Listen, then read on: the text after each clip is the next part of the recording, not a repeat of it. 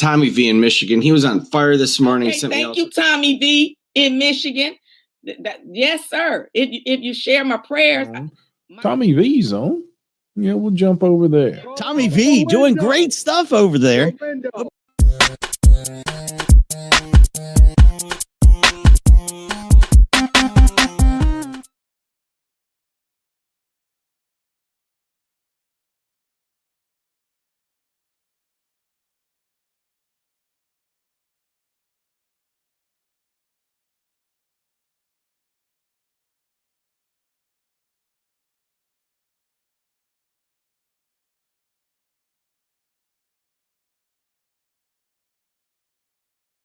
All right, the 14B District Court is now back in session. The court will call the case of Credit Acceptance Corporation versus Vanessa Mendoza and Kelsey Lenderman, case number 23C 3792. Good afternoon, Your Honor. Brant Lashinsky, P84238, Pentic, Cover, and Kobalak. I'm here on behalf of Ms. Vanessa Mendoza. I'd like to just update the court. She's been recently married. It's Vanessa Pokoy, P-O-K-O-J. Thank you.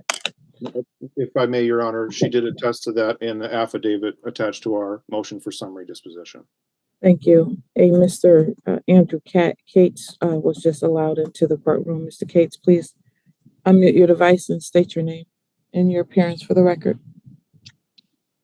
Yes, Your Honor. Andrew Cates, P78292, standing in for counsel of record, representing Credit Acceptance Corporation. Thank you. All right, we're here today in this particular matter because the defendant, Ms. Vanessa Mendoza's attorney, filed a motion for summary disposition in this case. It appears to me, Mr. Lazinski, that the attorneys have, in response to your motion, submitted a copy of the actual contract that was involved in this case. Is that correct? It does appear to be correct, at least allegedly, Your Honor. Yes. All right. Yes, allegedly, because your client denies ever signing any such documentation. So you may proceed with your argument as to any other requests. I think that the issue for this court is, I think it creates a clear issue of fact regarding whether or not she signed that document or didn't sign that document.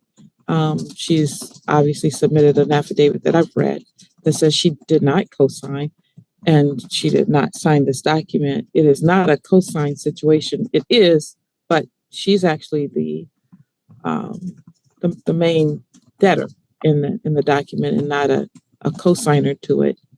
As I read the document, am I correct about that? Yes, I had reviewed that document as well, Your Honor, and to me, and I read it as such, it says buyer name and co-buyer.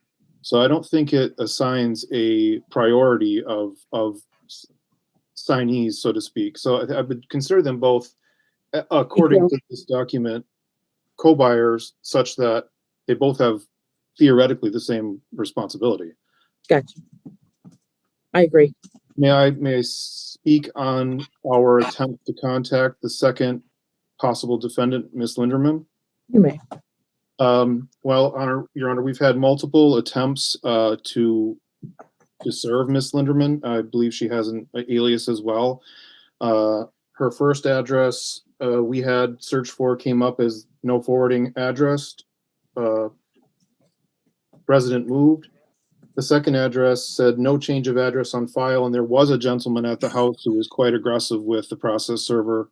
After several attempts, the process server left a card and received an aggressive message telling him not to ever come back. But we did file a motion for a second summons, which was accepted, and the second summons is due for expiration by July 24th, according to my notes. So we have not been able to locate the other defendant. However, part of our argument is in such that plaintiff should be actually, at least in part, seeking this co-signer to the contract if indeed it is legit.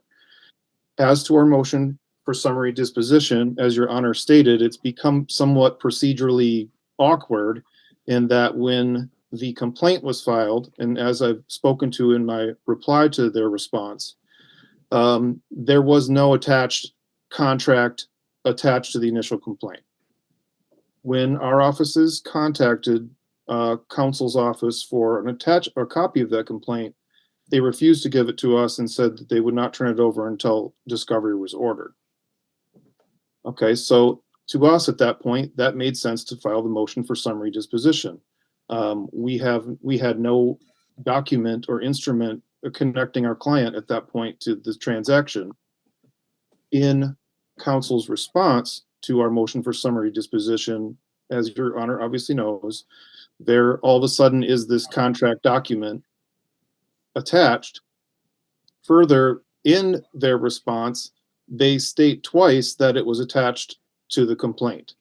We did double check with the court to see if it had been missed or lost somewhere. It was not ever attached to the complaint.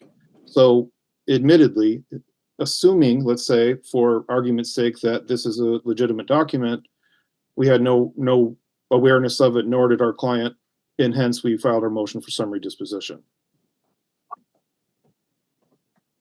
Our request in that reply, should this case go forward, I'm happy to see counsel showed up respectfully. There's been some frustration since the very beginning getting communication with brother counsel's firm.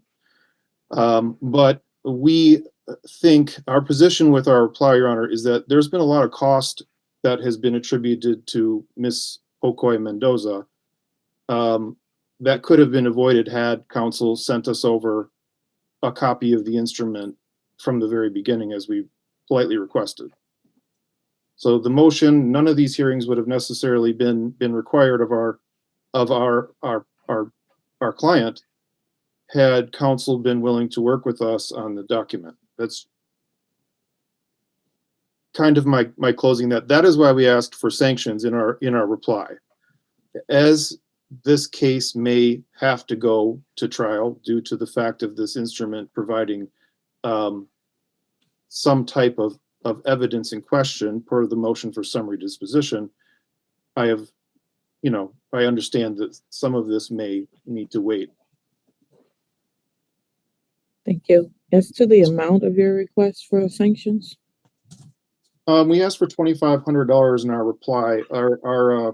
Our clients incurred about $3,168 in defending herself in this matter.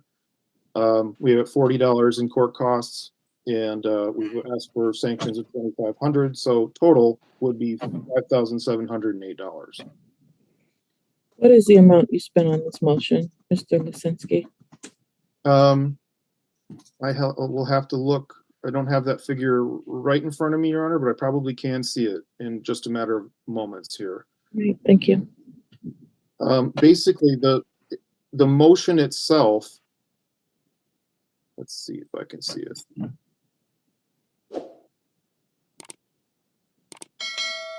Okay.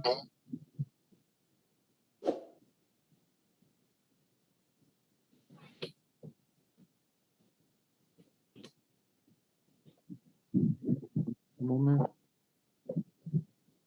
Probably, yeah, on just our motion and our reply.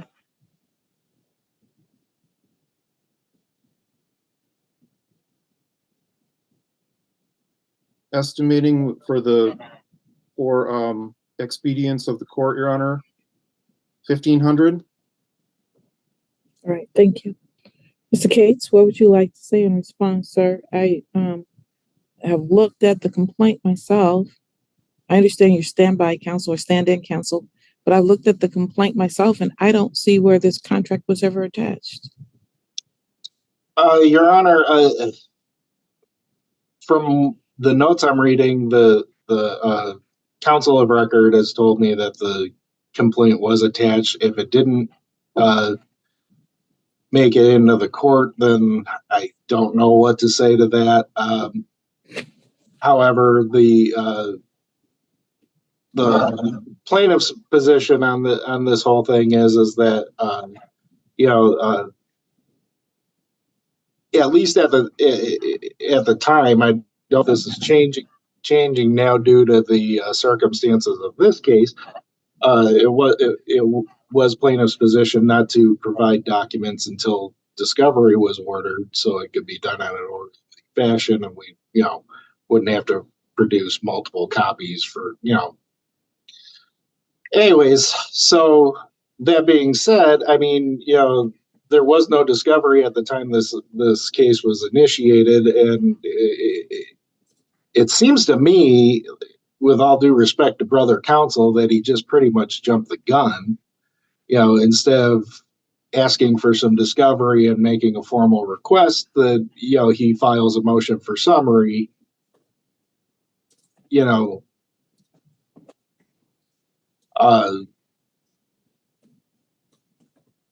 I'd like to respond when you're done, Counselor. There's no need for a response. Yes, ma'am.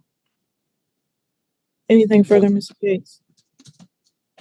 I mean, for what opposing counsel has said, I mean,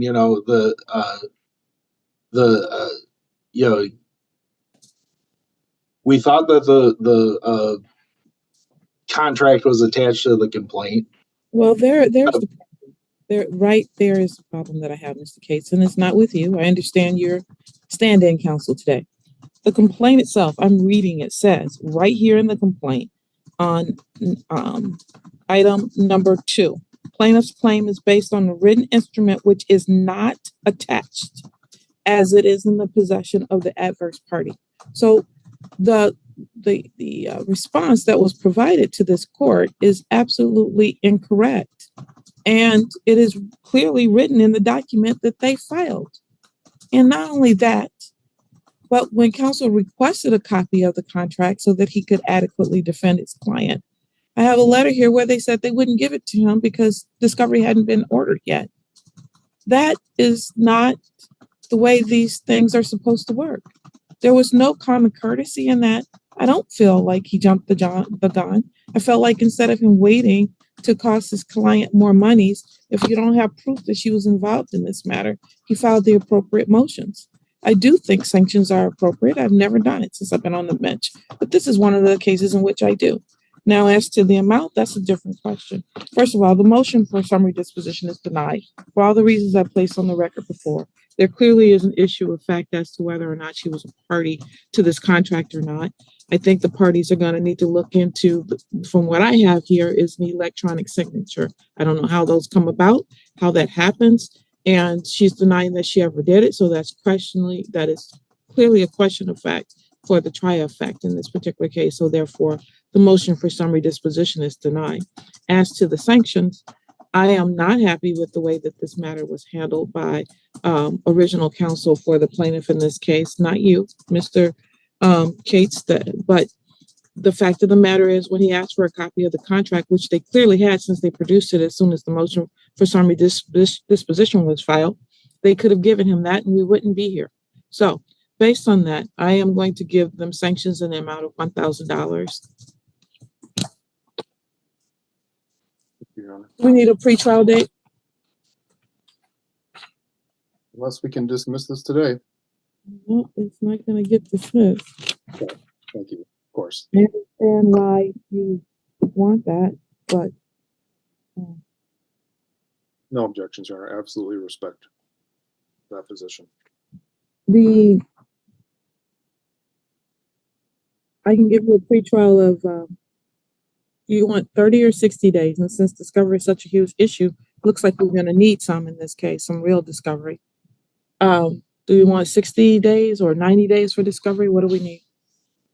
My inclination, Your Honor, would be 60 to 90 days on this particular matter. I leave it to the discretion of the court, or maybe opposing counsel has another opinion.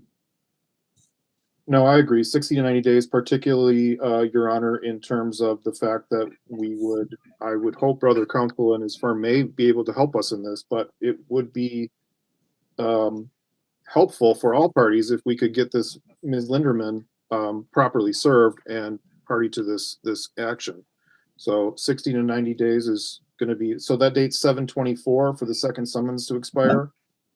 Let's see where we're at. That's about 60. Let's go somewhere between 60 and 90 past the end of July, probably. I'm going to go to August 29th. Okay. August 29th. Well, actually, what I'm gonna do is go to. I want discovery to end like a week before then. You want to have on a Friday? Thursday. One exact week would be 22, Okay. August 22nd. Discovery through August 22nd. 2024. We'll do another pretrial to see if we're ready for actual motions for summary disposition or whether we're going to be going to trial. Okay. And that will be on August 29th, 2024 at 2 p.m. Please have counsel have someone ready to go and here at the actual time that the case is supposed to start. Today, we had to wait 20 minutes for you to show up, Mr. Cates. I don't know if that's because they didn't communicate something to you properly, but. No, that was my fault, Your Honor. I apologize. I was wrapped up taking care of another matter, and I do apologize for that. Okay, thank you. I appreciate it. All right. We're all set for now. I hope that the parties can talk and try to see if we can get to the bottom of what happened in this matter. So, I don't take any position on who's telling the truth or not telling the truth, but I want to get to the truth. Okay, so let's try to make that happen. Yes, ma'am. We're happy Thank you, Your Honor. to talk about alternatives. All right, thank you.